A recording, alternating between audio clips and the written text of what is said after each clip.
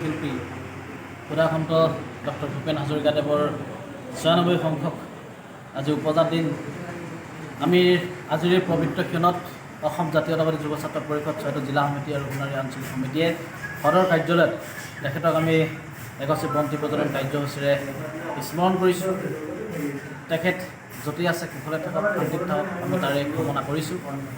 বিশ্ব বৰেণ্য শিল্পীগৰাকীৰ অসমৰ সমাজ জীৱনৰ কাৰণে যি অৰিহণা আছে, অসমৰ জাতিসত্তা, অসমৰ সম্পদ, গতিকে তেখেতক আমি সকলো অসমবাসী তথা বিশ্ববাসী আজি তেখেতৰ সকলো ৰাইজৰ মাজত বুকুৰ মাজত আছে।